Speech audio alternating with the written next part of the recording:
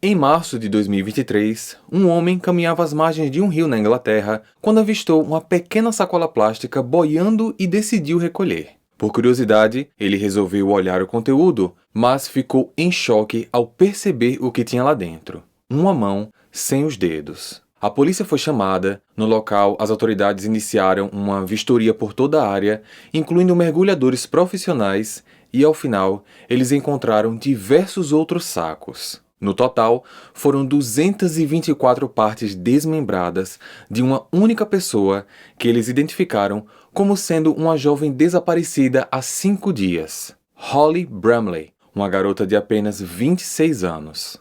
E o principal suspeito, o marido, com quem ela estava casada há apenas 1 ano e 4 meses. Holly Bramley nasceu em 1998 na Inglaterra, tinha muitos irmãos, não fica claro quantos, algumas fontes dizem que eram 4, outras que eram 6, mas uma coisa certa era que ela era uma de trigêmeos. Seus familiares a descrevem como uma garota doce, de sorriso fácil, que gostava de dançar e que sonhava em ser mãe. Ela tinha crescido numa família grande e queria ter um assim também. Holly meio que já aplicava esse carinho e cuidado desde jovem, sendo mãe de vários pets, mantendo ao seu redor quase 10 animais de estimação, entre gatos, um coelho, hamsters e um cachorrinho. Em 2016, aos 20 anos, Holly estudava no Boston College, em Lincolnshire, onde conheceu um rapaz chamado Nicholas Madson, de 22, com quem começou a namorar em outubro daquele mesmo ano. O relacionamento foi evoluindo e 2 anos depois, em outubro de 2018, eles ficaram noivos. O casamento só aconteceu em novembro de 2021, já que os planos para a união, que estavam primeiramente marcados para 2020, tiveram de ser adiados por conta da pandemia. Aparentemente, eles tinham um relacionamento meio que conturbado. Nicholas é uma pessoa no espectro autista, infelizmente descrito por alguns como violento às vezes, mas isso era algo que Holly compreendia e tentava conviver da melhor maneira possível. Contudo, um lado muito sombrio do Nicholas passou a se revelar somente após o casamento, quando eles foram morar juntos em um apartamento no Shuttleworth House, em Lincoln. Apesar de, até onde se sabe, Nicholas não ter encostado um dedo na esposa, quando precisava externar sua raiva, ele descontava em alguns dos animais de estimação da Holly. O primeiro fato absurdo foi quando ele colocou o cachorrinho de Holly na máquina de lavar, ligou o equipamento e deixou o animal lá dentro até o fim do ciclo de lavagem para que Holly o encontrasse quando fosse utilizar a lavadora. Para aqueles que já acompanham os casos apresentados aqui no canal, sabem que esse é um típico traço de um psicopata, talvez um futuro serial killer. Num outro momento, Nicholas colocou alguns dos hamsters de Holly no liquidificador e ligou o equipamento. Apavorada, ela pegou os bichinhos e foi até uma delegacia prestar queixa de maus tratos contra animais. O pior foi que, aparentemente, ele não recebeu qualquer punição por isso. Um ponto importante que devemos ressaltar é o que muitos de vocês devem estar se perguntando agora. Porque, mesmo depois dessas atrocidades, Holly não se separou do marido. Primeiramente, devemos lembrar que, na maioria dos casos, o abusador doméstico é extremamente manipulador e convincente. Segundo vizinhos, Holly era ameaçada, coagida e disseram já ter ouvido diversas brigas entre o casal. Segundo alguns familiares, Holly já tinha cogitado a possibilidade de pedir o divórcio. E o que muitos acreditam é que, além do medo, ela poderia estar tentando encontrar a melhor maneira de sair desse relacionamento com segurança. O que, infelizmente, nunca aconteceu.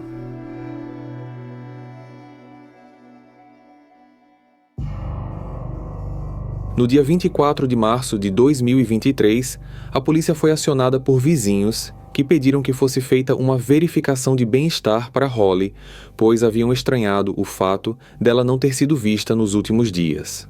As autoridades prontamente atenderam ao chamado e, chegando no apartamento, assim que Nicholas abriu a porta, Os policiais já estranharam o forte odor semelhante à amônia misturado com cloro e produtos de limpeza, algo quase insuportável de se respirar. Ao entrarem no imóvel, eles identificaram algumas manchas estranhas escuras no piso do banheiro, no chão do quarto e na cozinha. Além disso, eles encontraram também uma serra, toalhas e lençóis com manchas vermelhas.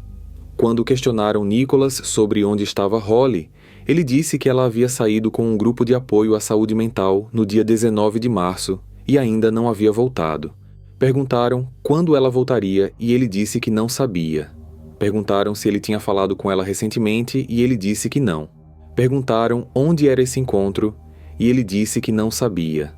Ele explicou que estava brigado com a esposa, já que ela era uma mulher agressiva, e até mostrou aos policiais uma marca de mordida em seu antebraço, que ele alegava ter sido feito por ela durante uma briga. Não tinha como negar que aquele cenário na casa e as respostas do Nicholas eram bastante suspeitas. Quando os policiais disseram que precisavam encontrá-la, já que aparentemente ela estava desaparecida, Nicholas foi sarcástico e disse para eles a procurarem debaixo da cama, pois talvez ela estivesse escondida por lá. Ela não estava, claro, foi apenas uma piada sem graça que ele deu aos policiais. E como, apesar de tudo, a polícia não tinha naquele momento pistas ou evidências que pudessem oficialmente torná-lo suspeito de algo, a ponto de prendê-lo preventivamente, os policiais tiveram que ir embora e começaram uma investigação, claro que já suspeitando que o pior tivesse acontecido. No dia seguinte, 25 de março, um homem que caminhava às margens do rio Witham, na vila de Bassingham, cerca de 16 quilômetros de onde o casal morava, avistou uma pequena sacola plástica boiando no rio e decidiu recolher. Por curiosidade, o homem resolveu olhar o conteúdo, mas, ao abrir a sacola, ele entrou em choque e imediatamente chamou a polícia. Ali dentro tinha uma mão sem os dedos. No local, as autoridades acionaram uma grande equipe de busca especializada e foram encontradas várias outras sacolas contendo as mais diversas partes humanas. No total, foram localizadas 224 partes. Detalhe, isso foi o que eles conseguiram achar, pois o material não estava completo. Faltavam partes como coração, pulmões, costelas e dedos. Essas e outras partes jamais foram encontradas. No necrotério, os profissionais levaram horas para juntar tudo e testes genéticos confirmaram que se tratava de Holly Bramley, na época 26 anos. Com tantas partes divididas e outras faltando, não foi possível definir a causa da morte. Aquela era uma tarefa praticamente impossível. Levado para prestar um depoimento oficial, Nicholas negou que tinha feito qualquer coisa contra a esposa, mas agora, com a descoberta do corpo, ele foi mantido em prisão preventiva. Lembram que eu falei que o Nicholas já estava sendo considerado uma pessoa de interesse logo após a visita dos policiais no seu apartamento? A polícia já estava investigando a movimentação em torno do imóvel e depois de dias de análise em câmeras de segurança, os investigadores conseguiram encontrar a Holly entrando pela última vez em seu apartamento no dia 17 de março. Não existe nenhuma imagem dela saindo em nenhum dos dias seguintes, mas uma movimentação suspeita do Nicholas chamava bastante a atenção. Ele é visto saindo da casa no dia 25, de manhã bem cedo, carregando uma mochila e uma bolsa. O celular dele foi periciado e foram encontradas pesquisas no Google como: quais benefícios eu recebo se minha esposa morrer? Alguém pode me assombrar depois que morrer? Como se desfazer de um cadáver? E Deus perdoa assassinato? Além destas pesquisas, havia uma mensagem de Nicholas para um amigo de longa data, da época da escola, um rapaz chamado Joshua Hancock, de 28 anos, também autista, onde Nicholas oferece a quantia de 50 libras para que ele o ajudasse com um serviço. Foi descoberto também que Nicholas ficou por vários dias se passando por Holly, mandando mensagens para conhecidos através do celular dela e fazendo movimentações bancárias online. Inclusive, ele sacou de uma das contas da esposa as 50 libras para pagar pelo tal serviço, sendo que esse serviço era ocultar as partes do corpo da Holly. Com isso, Joshua acabou sendo preso no dia 5 de abril.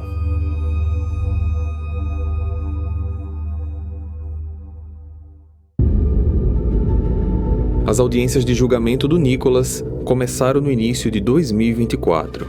Inicialmente, ele se declarou inocente. A promotoria apresentou várias evidências de um histórico abusador, como, por exemplo, boletins de ocorrências de ex-parceiras registrados em 2013, 2016 e 2017. Eles trouxeram a teoria de que o motivo do crime foi ele ter ficado em fúria após receber a notícia de que Holly queria o divórcio. Acreditavam que eles iniciaram uma briga física, onde a marca de mordida no antebraço do Nicholas foi uma forma dela tentar se defender de uma gravata ou um mata-leão.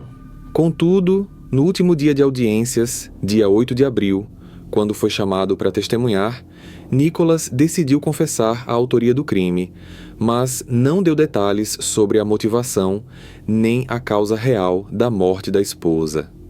Após assumir o crime, seus advogados não viram outra saída a não ser tentar alegar que o fato do cliente ser uma pessoa no espectro autista deveria ser levado em consideração, já que essa pode ter sido a causa de tal ato.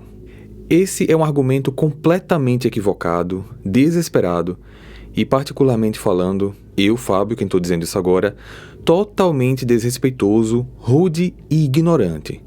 Uma coisa não tem nada a ver com a outra e eles sequer trouxeram qualquer laudo médico para atestar essa hipótese. Por mim, esses advogados deveriam até serem processados por tamanha injúria. Eu vou aproveitar e fazer um adendo aqui sobre esse assunto.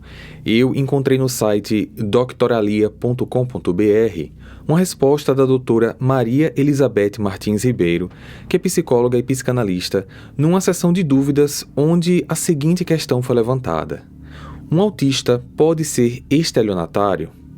Apesar desse ser um tipo de crime diferente do que foi narrado aqui, eu acredito que a explicação dada por ela pode ser usada para esclarecer melhor esse argumento ridículo dado por esses advogados. Segundo a doutora, abre aspas, o autismo é uma patologia e ser estelionatário é um traço de caráter, que é um dos comportamentos do sociopata ou psicopata. Então, qualquer pessoa, seja autista ou não, pode ser estelionatário. Isso precisa ser investigado a fundo por um psicólogo e o ambiente que o indivíduo vive tem muita influência nesse tipo de comportamento. Fecha aspas. Então, mais uma vez, e que fique bem claro, uma coisa não tem nada a ver com a outra. Graças ao profissionalismo do juiz do caso, ele deixou claro que isso nada tinha a ver com o crime, que isso não poderia ser um argumento para a aplicação de uma pena mais branda e que se ele for considerado culpado pelo júri, ele terá o direito a um tratamento e acompanhamento específico na prisão. Mas acrescentou que, ao contrário de usar esse argumento como objetivo de uma pena menor, muito provavelmente a crueldade como tudo foi feito é o que poderia ser um fator a ser considerado como agravante. Por fim, Nicholas foi condenado à prisão perpétua, com possibilidade de liberdade condicional, após o cumprimento de, no mínimo, 20 anos de pena. Já o julgamento de Joshua Hancock, que acontecia simultaneamente em outro tribunal, foi mais rápido. Ele se declarou culpado de descarte de corpo e recebeu a pena de 3 anos e 3 meses de prisão, sem direito à liberdade condicional.